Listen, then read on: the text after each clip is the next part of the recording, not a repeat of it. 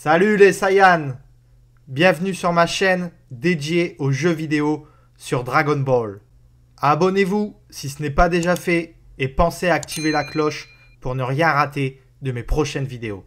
Si celle-ci vous plaît, n'oubliez pas le petit pouce bleu qui est gratuit et qui surtout fait plaisir. Merci à tous! Salut les Saiyans! Aujourd'hui, on vous présente les modes et le film 1 de Dragon Ball Z, Rendez-moi mon Gohan, sorti en 1989 et publié en France sous le nom de À la poursuite de Garlic. Alors que Piccolo s'entraîne dans les montagnes, il est attaqué par les trois démons chargés de la protection de Garlic Jr. Kami, le Tout-Puissant, ressent alors du palais divin que quelque chose de grave est arrivé à celui-ci. Au Mont Paoz, chez Goku, Chi-Chi reçoit son père qui offre à Gohan de nombreux livres. C'est à ce moment qu'il est attaqué par le leader des trois démons, Ginger. Gohan panique et retourne dans la maison, mais les deux autres démons apparaissent, Nikki et Sancho. Ginger se débarrasse rapidement de Chi-Chi et Gohan, quant à lui, est enlevé. Goku, qui était parti pêcher, arrive sur les lieux et découvre sa femme au sol, qui lui annonce que leur fils Gohan a été kidnappé. Les trois guerriers le ramènent alors auprès de leur chef qui se nomme Garlic Jr. Son père, qui s'était vu refuser le poste de dieu sur Terre, fit une guerre contre Kami qu'il perdra. Il prit alors la relève et compte utiliser les Dragon Ball pour se venger et devenir immortel.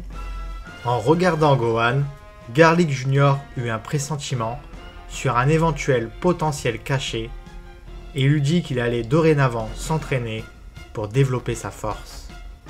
Entre-temps, Goku va chez Kame Sennin et emprunte le Dragon Radar de Bulma et part à la recherche de son fils. Pendant ce temps, Nikki, qui a pour tâche de garder Gohan, a bien du mal à le contenir, ne cessant de lui courir après. Pris par la faim, Son Gohan mange un fruit de l'un des arbres, mais celui-ci le rend ivre. Ce qui conforte Garlic Jr. sur sa position que cet enfant a vraiment un potentiel caché hors du commun. Sancho et Ginger reviennent au château avec les dernières Dragon Ball. Garlic Jr. invoque alors Shenron et réalise son souhait et devient immortel. Goku arrive sur les lieux et demande à récupérer son fils, mais les gardes de Garlic Jr. s'y opposent.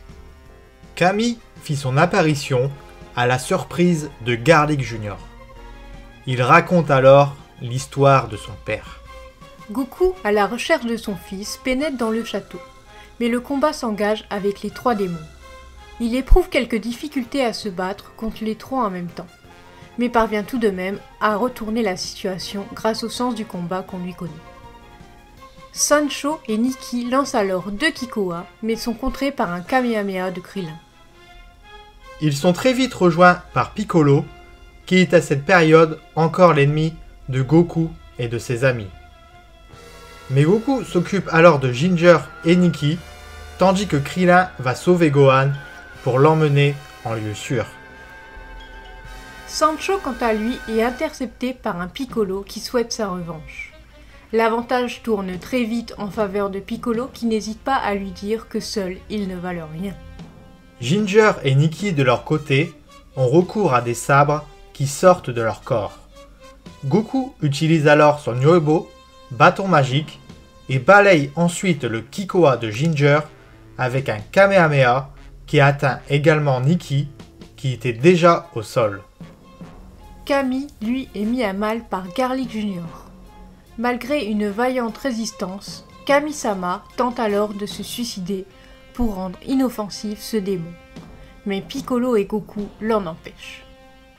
Le combat final commence alors et Garlic Jr. se transforme en véritable démon qui déchaîne sa puissance contre Piccolo et Goku.